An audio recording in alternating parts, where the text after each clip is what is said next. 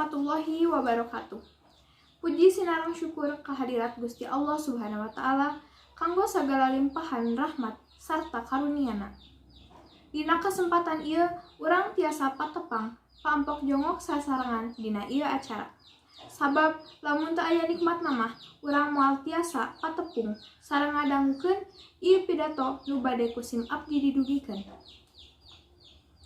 Sapertos anu ku urang sadaya kauninga, arulang teh diwajibkeun ku pamarentah Indonesia pikeun sakola ti tingkat SD keneh. Nah, kunaon nya? Arulang kudu sakola? Hidup pernah kapikiran teu? Kunaon urang kudu jadi jalma anu berkependidikan? Nah, sadayana, pendidikan teh penting pisan kanggo arulang sadaya. Sakola teh pasti seueur mangpaatna. Ku urang nuntut ilmu, urang jadi gaduh kanyaho ka sagala hal. Nah, mun urang tos gaduh pengetahuan mah, insya Allah lebih gampil kanggo karir engkena. Lian ti eta, pendidikan teh tiasa ngabangun karakter urang.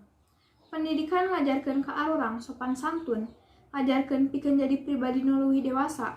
Sareng nyieun urang gaduh pikiran anu leuwih gede, ningali segala hal teu ti hiji sudut pandang hungkul, bisa ngabedakeun mana nu salah jeung mana nu bener. Tapi aya keneh weh jalma anu mikir teu sakola ge teu sawios da teu sakola ge bisa jadi sukses. Eta mah tiasa wae kalaresan sareng eta ge ayana mung hiji dua. Opini nu kawas kitu teh kedah dirobih. Da pendidikan teh teu ngajarkeun pangajaran hungkul, tapi ngajarkeun oge kumaha urang nyanghareupan sagala masalah. Rupina mung sakitu nu tiasa kusim kuring didugikeun, mugi aya mangpaatna kanggo urang sadaya.